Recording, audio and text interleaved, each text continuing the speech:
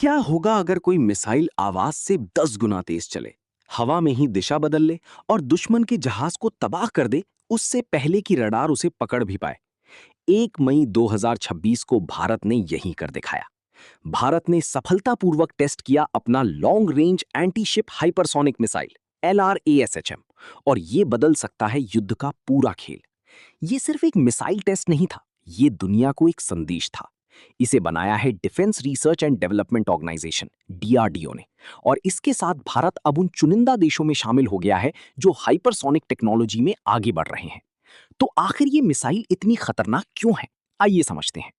LRASHM एक long range anti ship missile है जिसका काम है दुश्मन के बड़े बड़े युद्धपोतों को नष्ट करना।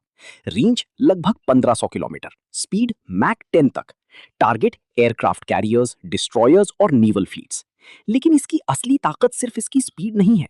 मैक 5 से ऊपर की स्पीड को हाइपरसोनिक कहा जाता है, लेकिन मैक 10 ये इसे लगभग अनस्टॉपेबल बना देता है, यानी करीब 12,000 किलोमीटर प्रति घंटे की रफ्तार। इस स्पीड पर रडार इसे सही से ट्रैक नहीं कर पाते, एयर डिफेंस सिस्टम्स को रिएक्ट करने का समय नहीं मिलता, इसे इंटरसेप्ट करना बेहद मुश्किल हो जाता है। सीधी भाषा में, जब तक दुश्मन समझेगा तब तक बहुत देर हो चुकी होगी।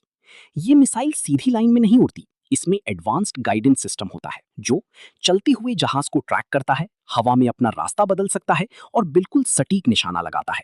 सोचिए, 1500 किलोमीटर दूर से इतनी स्पीड में मूविंग टारगेट को हिट करना। ये टेक्नोलॉजी भारत की नेवल पावर को कई गुना बढ़ा देती है, खास तौर पर इंडियन ओशन रीजन में जहां दुनिया का बड़ा व्यापार और सैन्य गतिविधियां होती हैं। इसका मतलब दुश्मन के जहाज दूर से ही खत्म, समुद्री ताकत में बढ़त, मजबूत डिटेरेंस यानी डर पैदा करना। अब तक सिर्फ कुछ देश जैसे यूनाइटेड स्टेट्स, रशिया और चाइना ही हाइपरसोनिक वेपन्स पर काम कर रहे थे। अब भारत भी इस इलीट क्लब में शामिल हो चुका है।